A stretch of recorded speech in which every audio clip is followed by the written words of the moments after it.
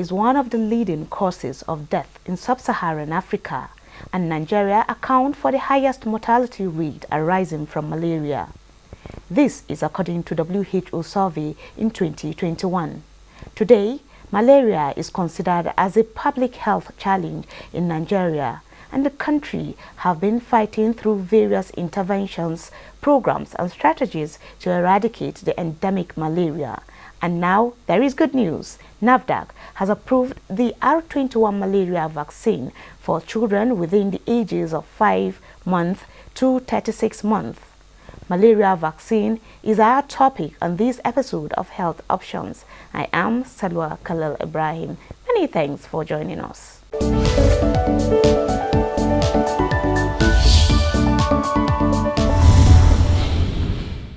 Nigeria is now the second country after Ghana to take this step forward in fighting the life-threatening disease. How effective and accessible is the vaccine? Will the vaccine bring to an end malaria in Nigeria as well as the continent? This, among other salient issues around the malaria vaccine, will be our focus on this edition of the program, plus our complimentary segment. Join us again.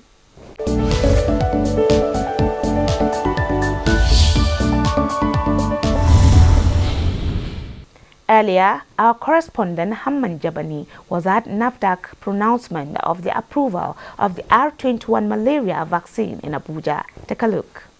In the latest World Malaria Report, there were 247 million cases of malaria in 2021 compared to 247 million cases in 2020.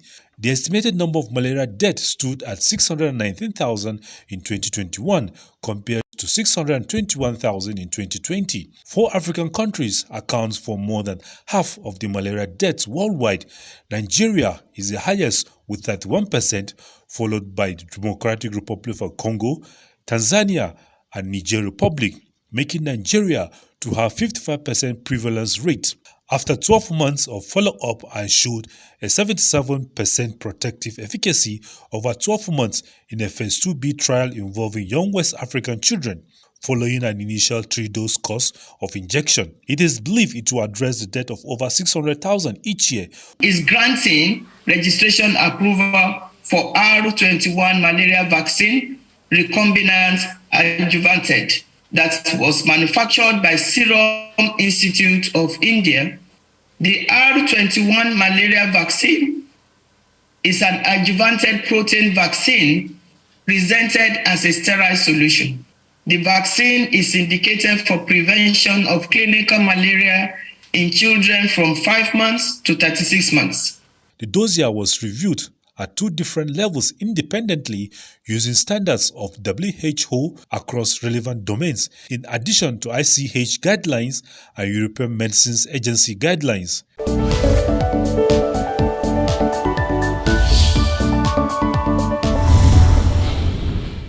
Many thanks, Hamman.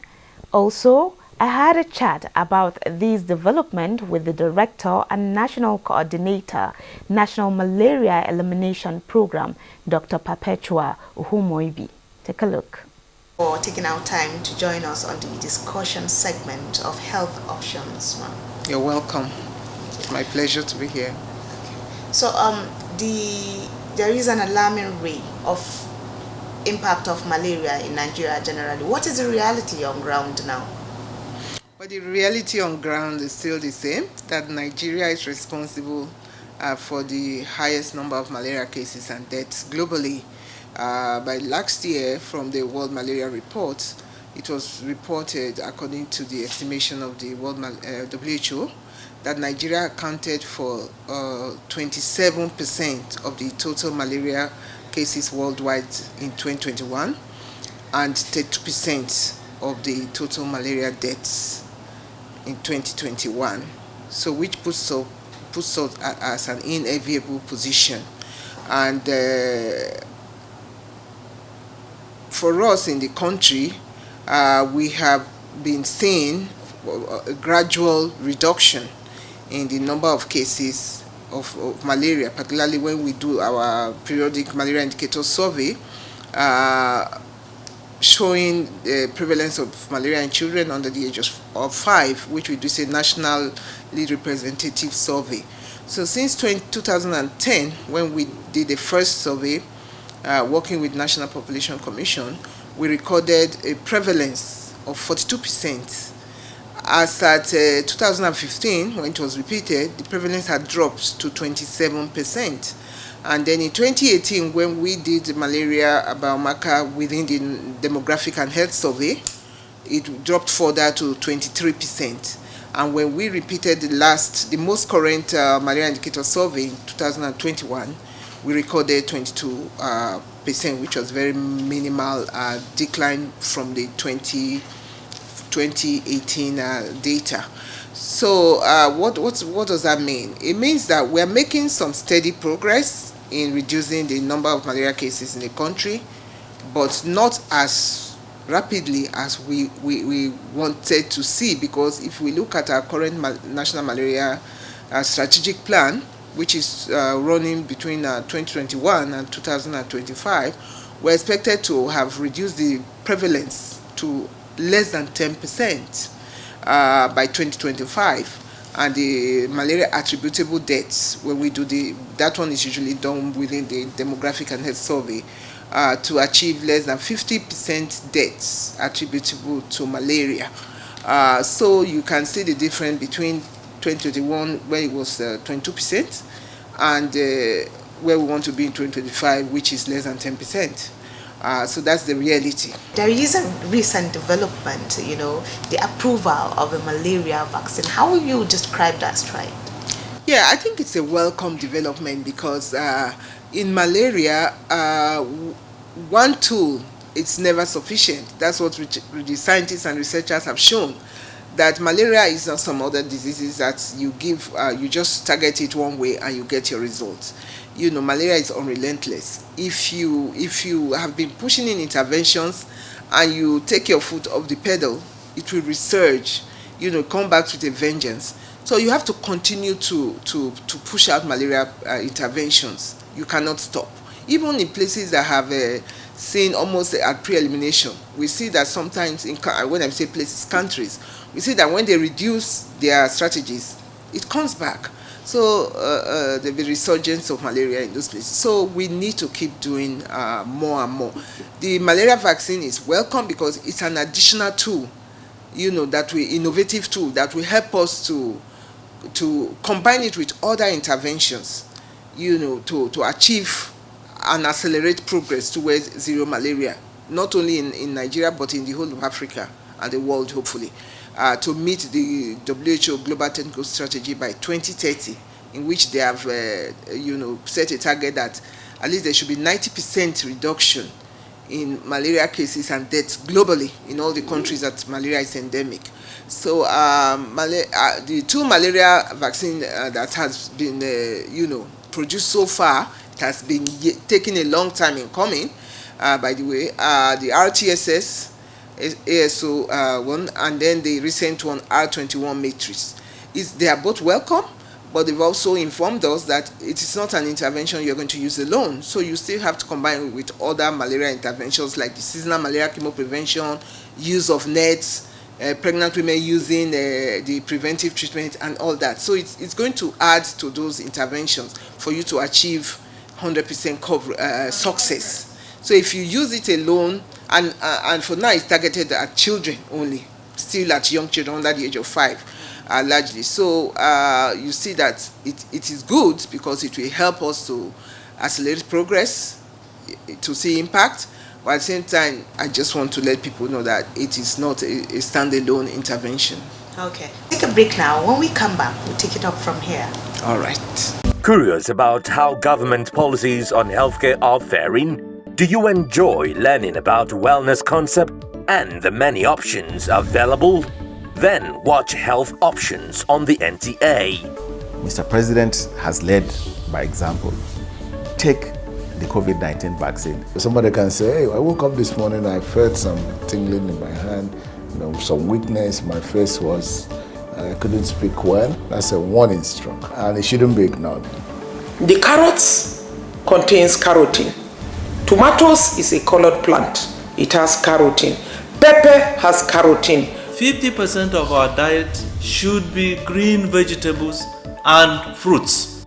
Join leading experts on both orthodox and alternative medicine for all the enlightenment you need for a healthier you.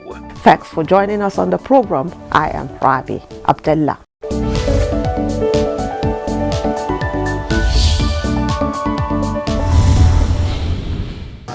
Okay, so you're talking about malaria now. Other African countries have taken that up before Nigeria. Now, what do you think will be the success rate? Are we going to see a lot of reduction? Yes, first of all, the malaria vaccines are not really available now. They are still, this recent one is still undergoing clinical trial, because this is medicine that you have to use for public health.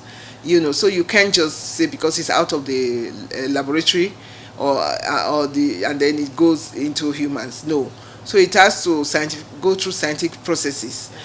And then now they've completed the phase 2 trial, and they are also completing phase 3 trial in some countries, and WHO is reviewing the results of those trials.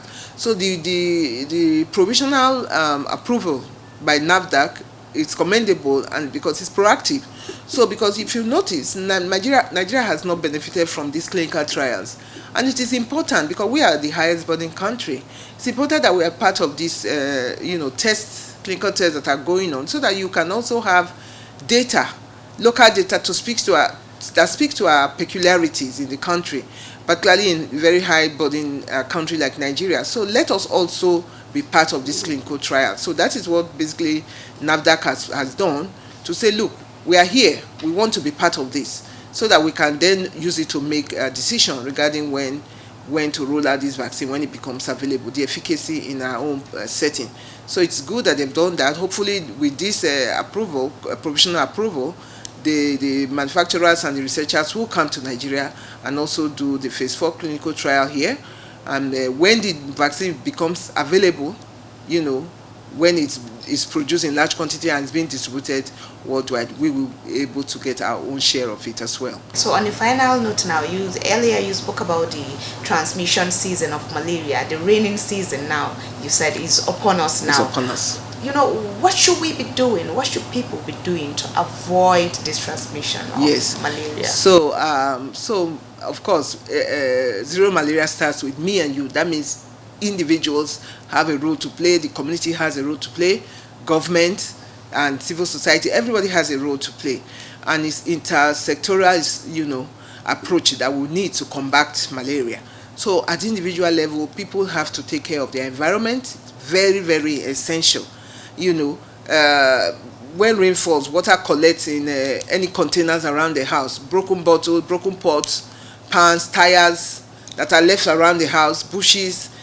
All these are breeding sites for mosquitoes. And once the mosquitoes breed and they populate in their hundreds, thousands, they go into the house and start biting people. So we have to make sure our environment is clean from becoming breeding sites for mosquitoes. We have to make sure that we use the preventive medicine that government and partners are pushing out, use of net, sleep inside net each night. And if we know that we are involved in outdoor activities late in the night, we protect ourselves, either using personal sprays, to protect ourselves while we are outside. Because if you have nets and you have spent all your time outside in the night, in maybe 12 midnight, and mosquitoes have beaten you outside, even if you come inside and sleep inside the net, you're already infected, you understand? So even if we have to spend more time outside, there are insect repellents. They are available in the chemists. You can ask them, they will give you protect yourself. Use those repellents to protect yourself if you spend a lot of time outside in the evening, because mosquitoes mostly bite in the evening up till early part of the morning. So we do that, protect ourselves inside, use the nets. Sometimes there are chemicals that you spray inside the walls of the houses. They are called, those chemicals, the intervention is called indoor residual spraying. So you spray the walls of the window, of the doors, and the walls of the house inside, and then also mosquitoes will not perch on it and come in. Once they do, they die, because what you are spraying is insecticide. There are even now some insecticide paint that people can even use. So let's do our own bit, And then prompt diagnosis. Let's not self-medicate. Every fever is not malaria. People have a lot of misconception. Once they are feeling fever weak, oh, I have malaria, they go to the chemist and pick up, give me medicine for malaria. It's wrong. It's a wrong approach. It doesn't give us the correct statistic, and then you are treating the wrong thing and putting yourself at risk. Because sometimes you see that when people they say I've been treating malaria for the past 2 weeks, the next thing they come down with severe illness because they were treating the wrong thing. It was never diagnosed, and then when it's too late, they take the person to the hospital, and then the person dies within 24 hours. They start blaming malaria. So let's not be presumptuous.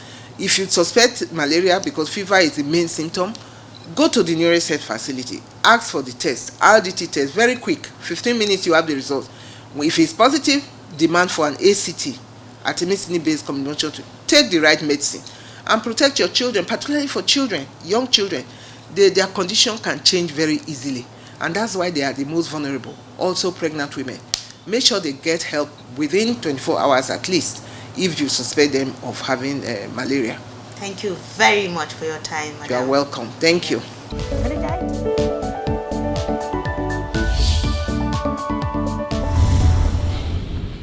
That was our discussion with the National Coordinator of Malaria Elimination Program, Dr. Perpetua Uhumoibi. Up next is our complimentary segment on aquatherapy with Dr. Tor.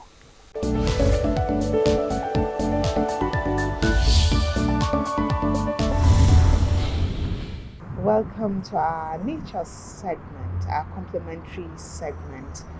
So now, tell us more about aquatherapy. Well, let me start off by saying a big thank you to NTA for the efforts you are really making to educate, the public. And when we look at medicine and then health, in the last 2 or 3 decades, it has been revolutionized. Things that we did not know that were important because of advances in technology, we've come to know that doing simple things like water, therapy or aquatic therapy would really go a long way in helping the body. This is the holistic approach that we talk about these days. Now let's look about the water or aquatic therapy. Let me try and differentiate this time. There's been a lot of confusion. People talk about water therapy. People confuse with hydrotherapy. People confuse with aquatic, therapy. Let's look at it from aquatic therapy. When you say aquatic therapy, you really referring to the physical exposure of your body in water, usually swimming pools.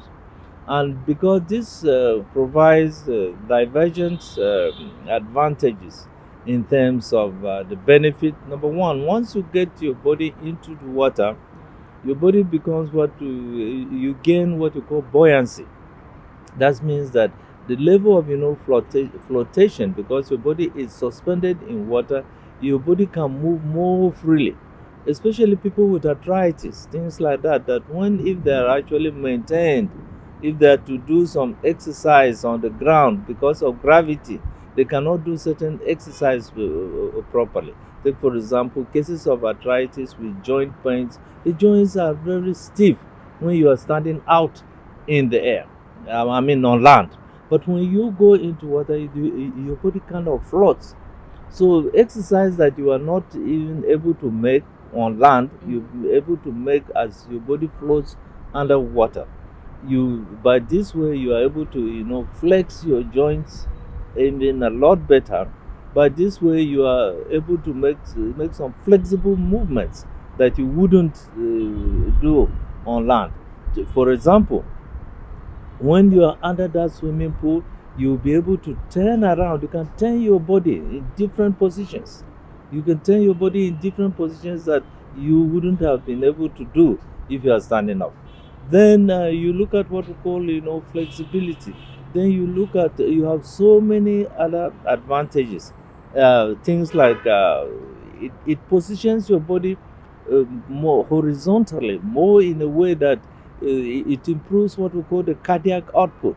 The exercise that you are getting, your heart is able to do those exercises. Your heartbeat, heart is all will be improved. There is also what we call, resistance, improved, resistance. So aqua therapy gives you all these, advantages. Okay. So now, earlier we were discussing about the hydrogen water. What is it about? Is it part of the aqua therapy? Well, hydrogen water, you cannot be luckier than you are today. I will not be talking about hydrogen water, but you see is it part of the physically. aqua therapy? Well, this is what I was trying to classify. There have been so much, confusion. Aqua simply means water. Whether you're talking about water therapy, you're talking about hydrotherapy. Hydro means water. They commonly, they refer to the same, method of doing things. Only that the specific model differs. When you talk about aqua therapy, you are focusing more on swimming pool with numerous advantages that I have earlier alluded to. Then when you're talking about hydrotherapy, you're looking at it in a more confined way. Take for example, this is a form of hydrotherapy devised and presented by way of hydrogen water bottle. You see this bottle, it is actually generating hydrogen. That once you are drinking this water, you are taking hydrogen. The water is also, as it's being generated, it's also converted to what you call structured water. Structured water is the shape and form of water that the body cells will absorb easily. So we say that the structure of water is hydrophobic and hexagonal. And with that kind of structure, once you take it, the body cells absorb it quickly. You can see I take almost about 6 to 8 of this in a day, and the 6 to 8 gives you about up to 3 liters. Up to 3 liters. Ideally, we are recommended to take up to 2 to 3 liters. But if you're not taking a structured water that is also has been changed in the form with hydrogen, you notice that when you take water, your stomach is kind of heavy. You wouldn't expel it, as quickly as you should.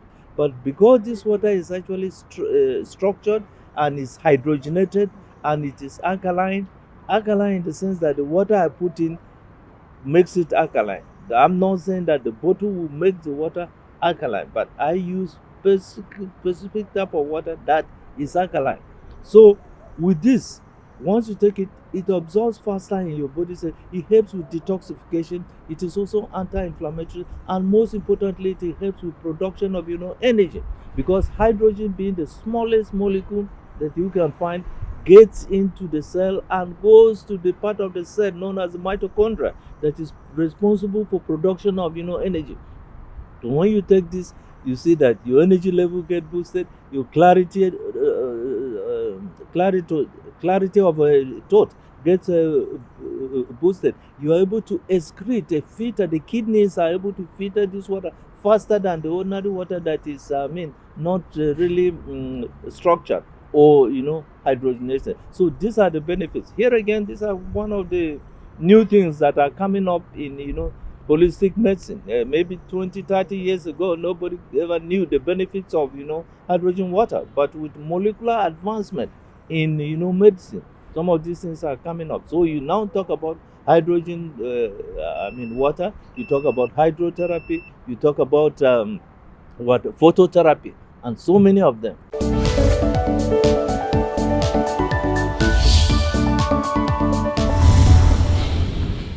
And this wraps up this week's episode of Health Option. You can always watch these and other episodes of the program on our YouTube channel, and for comment, questions and suggestions, email us on nta.gov.ng. I am Salwa Khalil Ibrahim. Many thanks for being there. Do take care of yourself.